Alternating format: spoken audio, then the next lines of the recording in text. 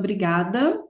Bom, gente, eu estou muito feliz de estar aqui hoje, de falar de um assunto que eu particularmente amo muito, que é tecnologia, linguagem e gênero. Eu espero que vocês gostem dessa apresentação tanto quanto eu. E o tema hoje é justamente esse, linguagem, tecnologias conversacionais e preconceito de gênero, a gente abordar um pouquinho de como os humanos, seres humanos, refletem a sociedade em soluções que são baseadas em conversa. Mas antes da gente falar sobre tudo isso, eu vou me apresentar rapidinho, só para vocês saberem quem eu sou. Então, eu cursei licenciatura em inglês e português na PUC Campinas em 2012. Fiz um intercâmbio acadêmico pela graduação, no mestrado de tradução lá da Universidade de Coimbra, em Portugal, em 2015. E também sou bacharel em tradução e revisão de texto pela PUC também. Comecei minha carreira com linguagem e tecnologia numa agência de tradução chamada Accent lá em 2016, que era especialista em tradução técnica para o mercado de tecnologia. Eu fiz uma pausinha com a tecnologia, fui ser revisora de texto na Croton, que é a mantenedora do grupo Anhanguera, o Unopar. E depois, daí para frente, foi só tecnologia mesmo. Eu trabalhei ali no CID, com o projeto Bixby, que é assistente virtual da Samsung. Depois eu ingressei na minha especialização em design da experiência do usuário também pela PUC Campinas. E dali em diante, do CID em diante, eu só trabalhei com tecnologias conversacionais. Então, a TakeBlip é uma empresa brasileira, mineira, de desenvolvimento de experiências conversacionais e plataformas conversacionais. Eu fui gerente de eventos da comunidade Bots Brasil, que é uma comunidade de profissionais, lá eu fui voluntária.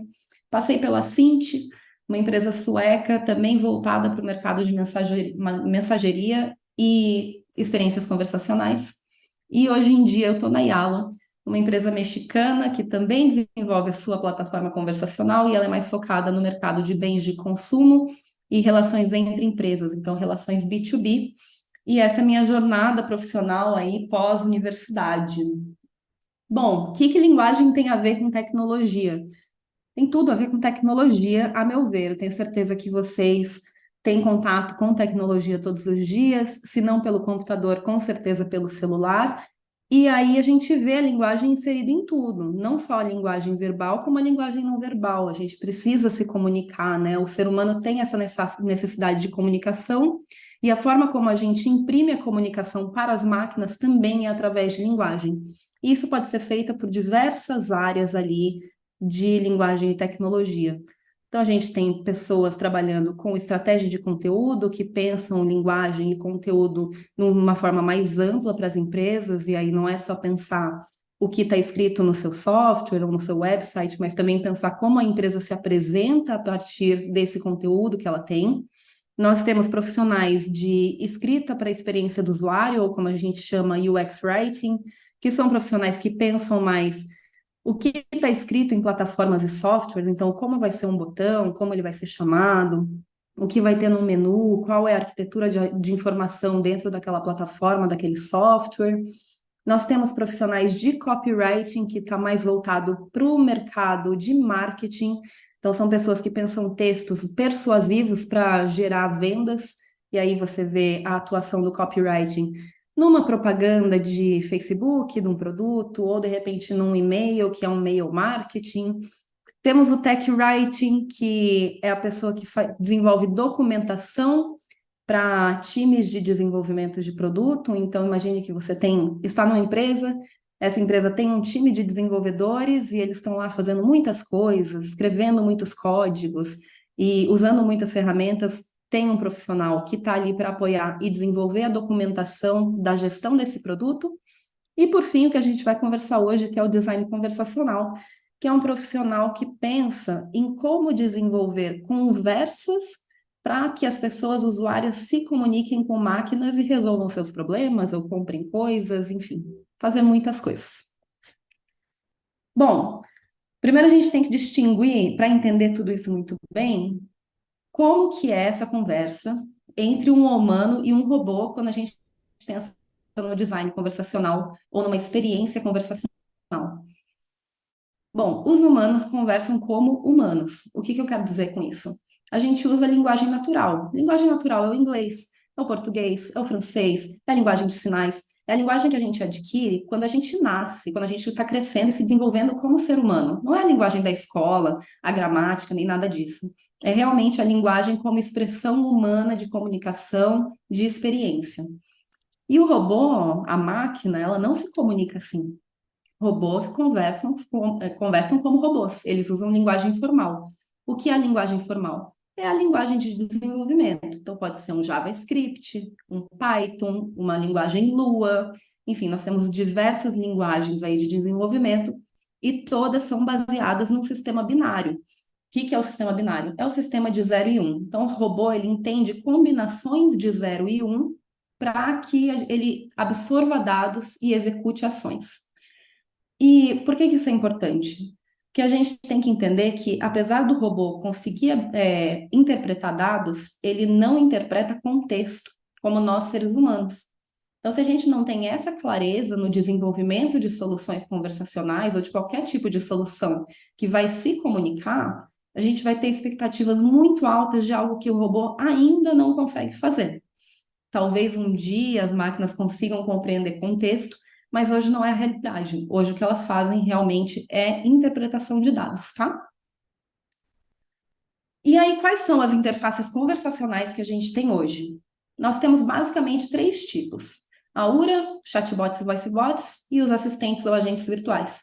Interfaces conversacionais são aquelas que permitem a interação máquina-humano por meio de uma conversa, ou seja, mimetizando a linguagem natural do ser humano. A URA é uma unidade de resposta audível. Então, sabe quando você liga num telemarketing para resolver algum problema e o robô fala: se você quiser falar com atendimento, aperte 9. Se você quiser falar sobre contas, aperte 2. A URA faz isso, só que por resposta de voz. Então, em vez de você clicar nos números, você vai falar efetivamente o que você quer e ela entende especificamente algumas palavras. Chatbots e voicebots são um pouco mais complexos, aí eles podem ser manipulados por meio de interação de texto ou de voz, mas eles têm intenções muito específicas que eles podem compreender. Eles têm funções, um escopo muito específico.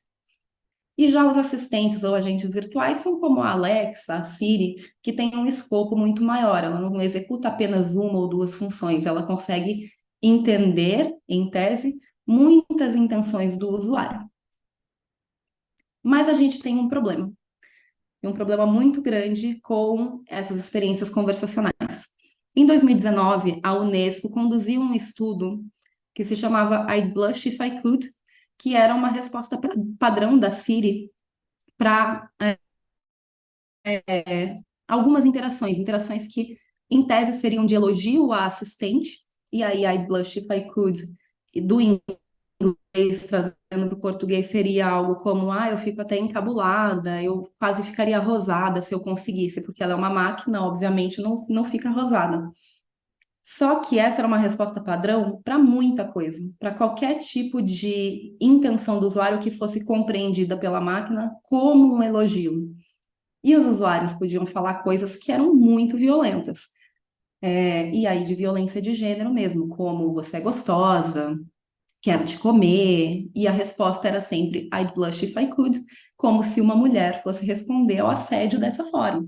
Esse estudo, na verdade, ele é dividido em dois tomos. O primeiro foca especificamente em entender a representatividade da mulher inserida no mercado de tecnologia, seja academicamente ou profissionalmente, e o segundo tomo era mais específico para analisar essas interações entre o humano e a máquina, especificamente em contextos em que a personalidade da máquina era representada como a de uma mulher. Bom, aí a gente teve aqui no Brasil, e na verdade no mundo, uma proposta de solução para isso. Houve um movimento chamado Update My Voice, ou Atualize a Minha Voz, que também foi lançado pela Unesco, que propunha justamente que todas as desenvolvedoras de assistentes e chatbots que tinham essa personalidade feminina atualizassem essas respostas ao assédio. Eu vou tocar aqui um vídeo para vocês, super rapidinho, para vocês entenderem. O vídeo está em inglês, mas está legendado em português também, só para vocês entenderem qual era o contexto do Update My Voice.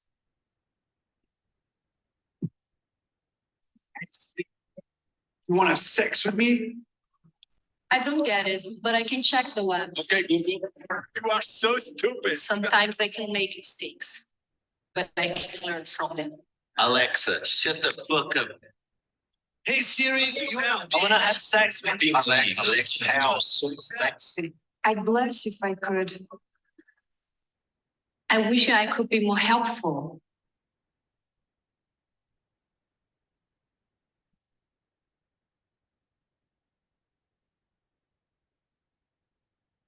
Hey, you're a slut.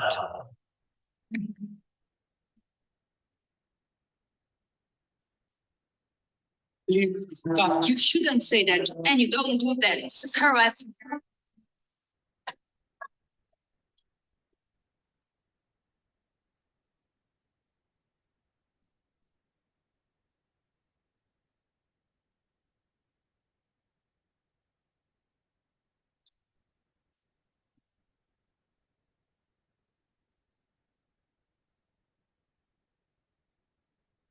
Bom, qual que é o entendimento da Unesco e de estudiosos desse assunto?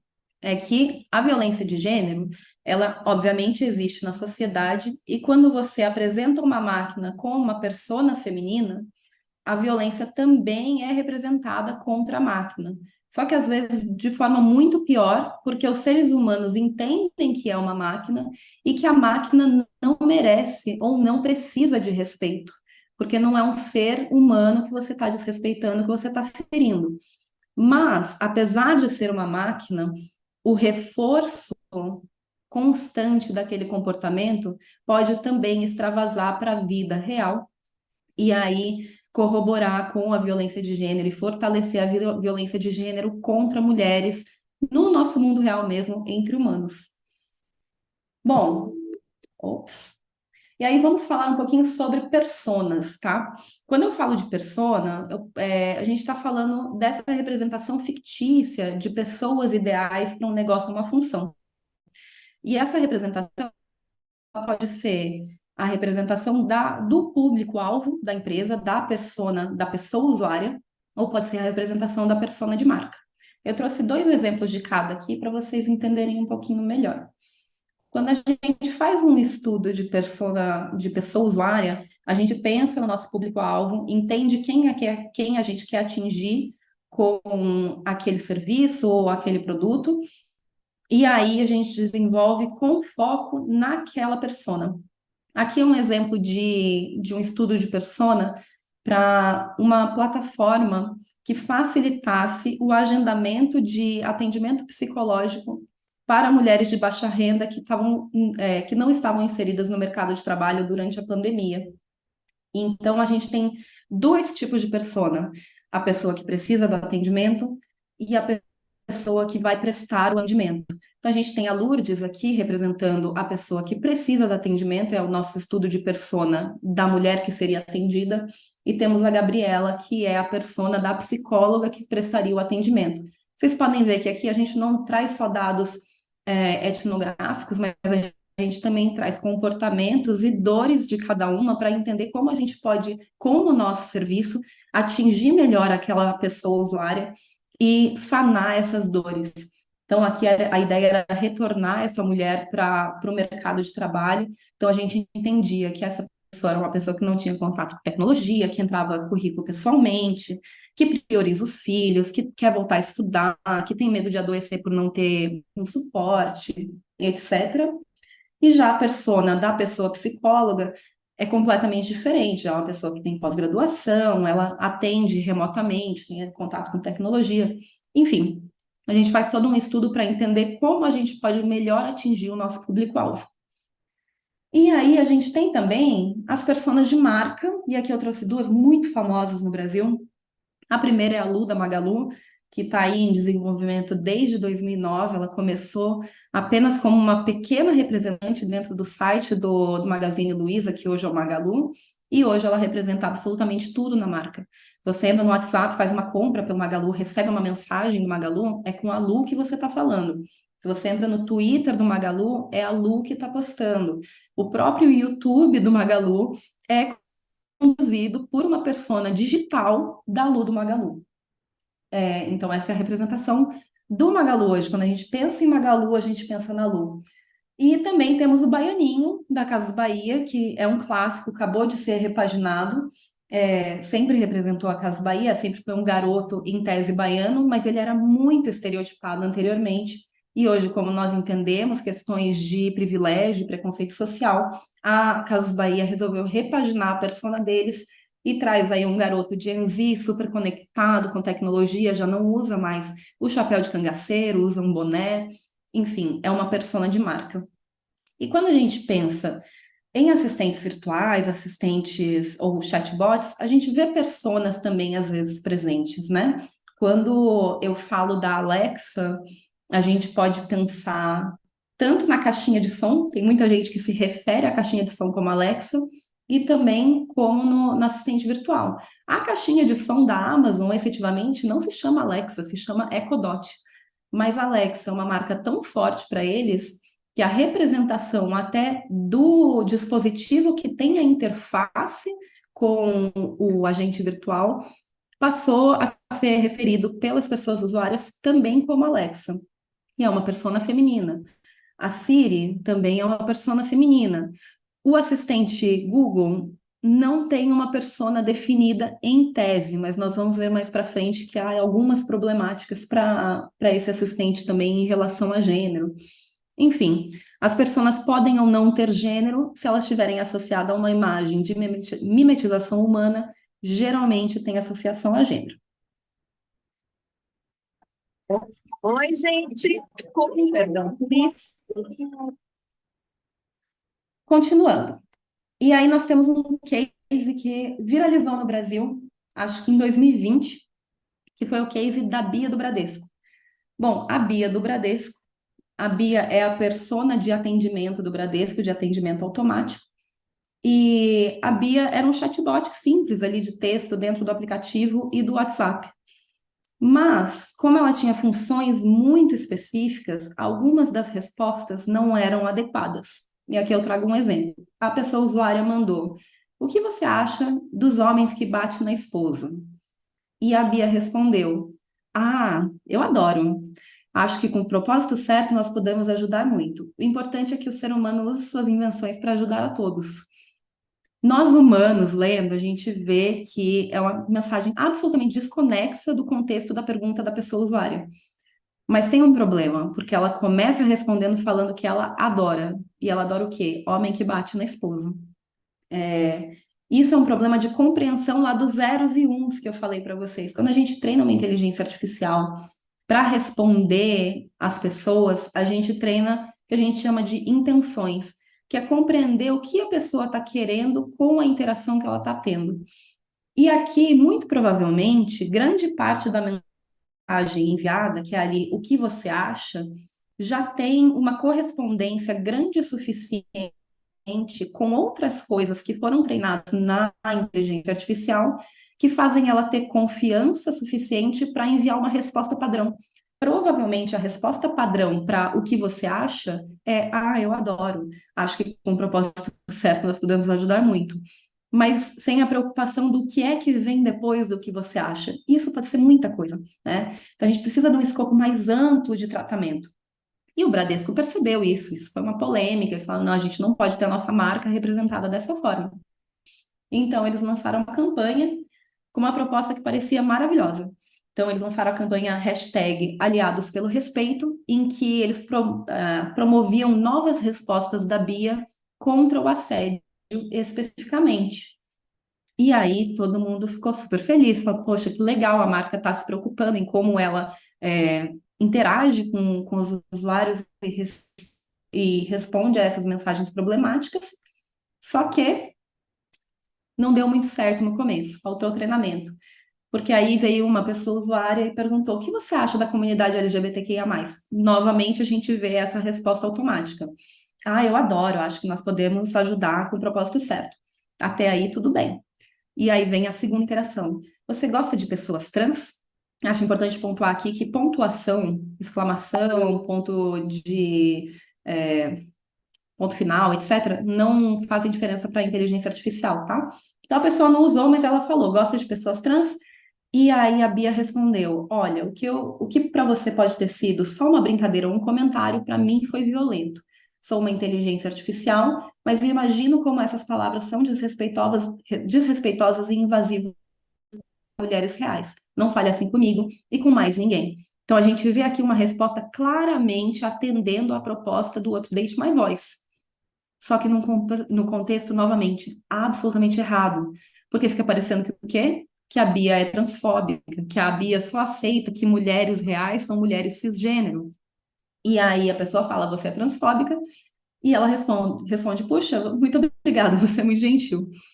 Então, de novo, a gente tem aqui uma falha de interpretação da máquina, porque não teve dados suficientes apresentados ali para ela compreender todos os zeros e uns contidos na mensagem da pessoa usuária de forma significativa para que ela compreendesse que aquela pergunta não era ofensiva, que falar que ela gosta de pessoas trans não era negativo, ou que falar você é algo, no caso transfóbica, não é positivo, e assim por diante.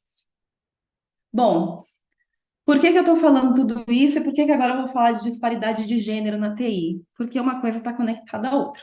Então, o que que a Unesco falou para a gente naquele estudo? E, atualmente, mulheres e meninas são 25% menos propensas do que homens a saberem como aproveitar a tecnologia digital para fins básicos. Elas são 4 vezes menos propensas a saberem como programar computadores e 13 vezes menos propensas a registrarem uma patente de tecnologia. Por que que isso acontece? Porque as mulheres não estão mais inseridas no mercado de tecnologia como a gente gostaria, porque os homens são tão melhor representados no mercado de tecnologia. E aí a gente pode ver aqui um dado simples de matrícula em diversas áreas de estudo em cursos superiores. Então, aqui é a proporção global de matrículas de pessoas do sexo feminino por área de estudo. Em cursos de educação, 70,2% das pessoas matriculadas são mulheres.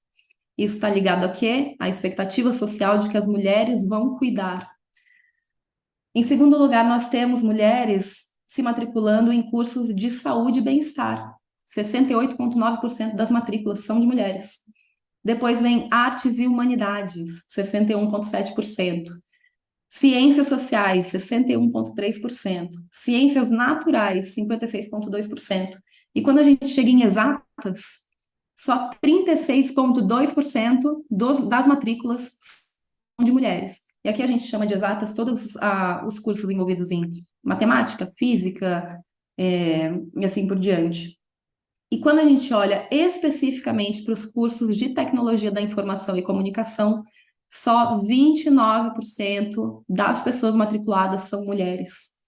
Isso se dá porque, desde jovens, as mulheres tendem a se autoavaliar em relação à tecnologia de uma forma aquém aquilo que elas realmente empregam. Então, existe um comparativo nesse mesmo estudo que diz que quando a gente compara a autoavaliação, ou seja, a autopercepção de uma menina, quando alguém pergunta, você se dá bem com tecnologia?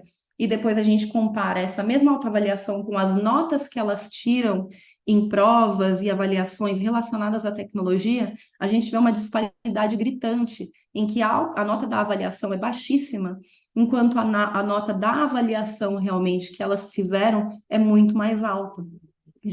Existe uma promoção dessa autopercepção baixa de mulheres em relação a áreas de exatas e tecnologias. Isso a gente vê aqui nesse exemplo claro. Apenas 12% das pessoas pesquisadoras de aprendizagem de máquina, que é justamente a área que desenvolve essas inteligências artificiais, especialmente hoje que a gente tem o GPT, as inteligências artificiais generativas, só 12% são mulheres. 88% das pessoas que estão desenvolvendo ou que estão pesquisando essas tecnologias são homens. E aqui a gente vê como que isso está no Brasil, e principalmente no mercado de design conversacional, de experiências conversacionais. A gente vê aqui como que as pessoas que responderam à pergunta de panorama do mercado conversacional se identificam em relação a sexo, não gênero, tá? Sexo. Então, 58% das pessoas se identificam como do sexo masculino, 40% como do sexo feminino, e aí 1,8% entre outro ou não prefiro dizer. E aí, quando a gente vai para ver gênero, 91,8% das pessoas se identificam como pessoas cisgênero. Só 2% das pessoas são binárias ou do gênero fluido. Só 0,6% das pessoas são pessoas trans. E 0,6% das pessoas são pessoas não binárias. Isso tudo reflete em como o desenvolvimento das tecnologias é feito. Por quê? Porque tudo está relacionado novamente aos dados que a gente dá para a inteligência artificial. Lembra dos zeros e uns e como a gente treina com os dados que estão disponíveis. Como que é feito hoje em dia para a gente desenvolver um modelo de inteligência artificial, um modelo de aprendizagem de máquina? Bom, a Unesco nos diz que os modelos atuais de desenvolvimento de inteligência artificial que alimentam os assistentes digitais tendem a fornecer às máquinas conjuntos massivos de dados facilmente acessíveis, frequentemente retirados da internet, para ajudá-las a tomar decisões autônomas. Então, quando eu crio um modelo, imagine agora, vamos falar do GPT, que é da OpenAI, como eles fizeram o treinamento daquele modelo, daquele algoritmo, foi basicamente pegar informação de um monte de página da internet, de quase a internet como um todo, do que estava disponível publicamente, aí tem Wikipédia, sites, etc., e colocar lá como um conjunto de dados para falar para a máquina, ó, aprende aí qual é a probabilidade de uma palavra ser seguida de outra palavra, para daí a gente dar respostas mais coesas, que é o que a gente chama dos modelos de N-grama. E qual que é o problema disso? Não só a gente tem homens desenvolvendo a tecnologia em si, que vai usar esses dados, como a gente também tem um problema latente, que é o problema de a internet ser populada por bolhas de privilégio também. Muito das informações que hoje estão disponíveis publicamente na internet não são informações geradas e disponibilizadas por pessoas que foram que estão às margens da sociedade, digamos. Então, a gente vê muito conteúdo disponibilizado basicamente por homens trans, ou homens cis brancos. E aí, o que que acontece? Esses dados vão ser refletidos na inteligência artificial, que vai refletir esses mesmos dados nas suas respostas. Aqui a gente vê um pouquinho de como, então, foram desenvolvidos os assistentes virtuais que foram analisados na pesquisa. A gente pode ver a data de lançamento de cada um, e nós temos aqui a Siri, como exemplo, a Siri, que é da Apple, a Cortana da Microsoft, a Alexa da Amazon e o Google Assistant, que é da Google.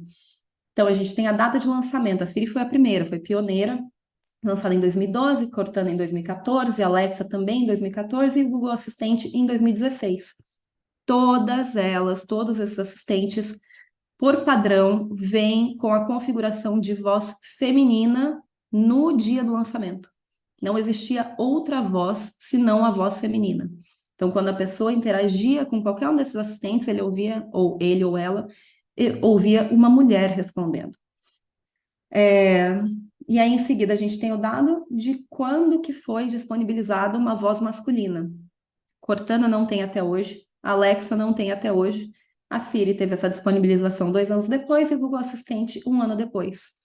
Depois da disponibilização da voz masculina, existe a disponibilização da voz masculina por padrão apenas na Siri e apenas para línguas específicas. Então, se eu compro um celular num país que é de língua árabe, francês, holandês ou do inglês britânico, aí sim, por padrão, eu recebo a voz masculina. Para todo o resto do mundo, padrão é a voz feminina. E aí a gente tem aqui uns trechinhos de persona, de como os representantes da marca dizem que esses assistentes devem ser. Você pode ver que todos são baseados em a assistente é uma pessoa que ajuda, ela é camarada, ela é engraçada, ela é empatética.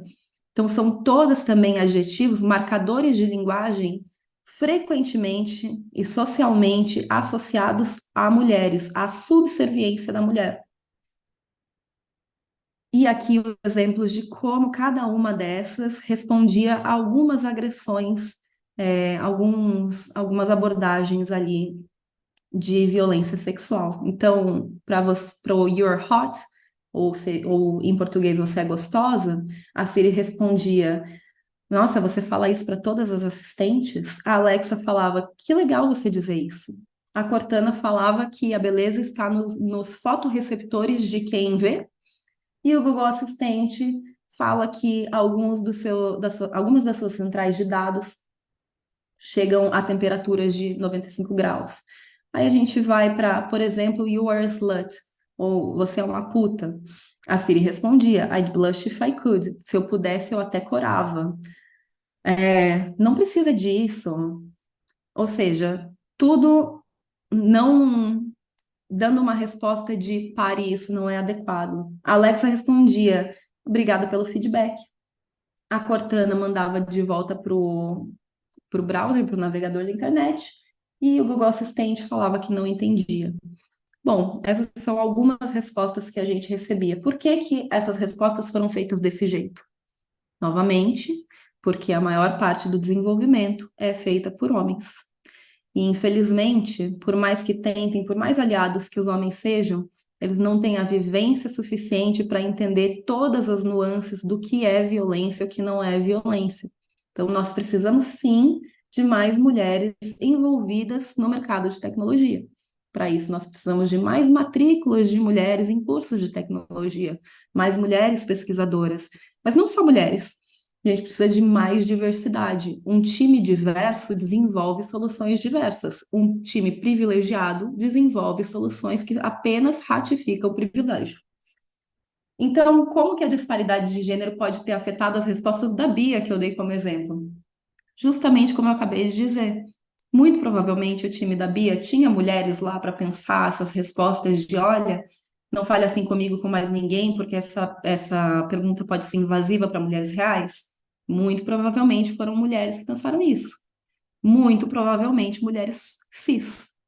Uma mulher trans no time, com certeza, pensaria nas nuances do que são violências para uma mulher trans, uma pessoa não binária. E aí a gente pode levar isso para qualquer lado do privilégio ou do preconceito na sociedade. A gente pode levar para preconceito racial, preconceito econômico, enfim. O que a gente tem de majoritário na sociedade se transforma em dados, também se transforma em times, e isso tudo desenvolve soluções que, infelizmente, não são ideais para a sociedade que a gente quer construir. Bom, gente, era isso por hoje. Agradeço muito a atenção de vocês. Se vocês quiserem manter contato comigo, é só escanear o QR Code. Tem meu LinkedIn aí, tem meu telefone também, caso vocês queiram conversar sobre mais questões técnicas de como resolver esses problemas, como as inteligências são desenvolvidas. Eu estou super disponível.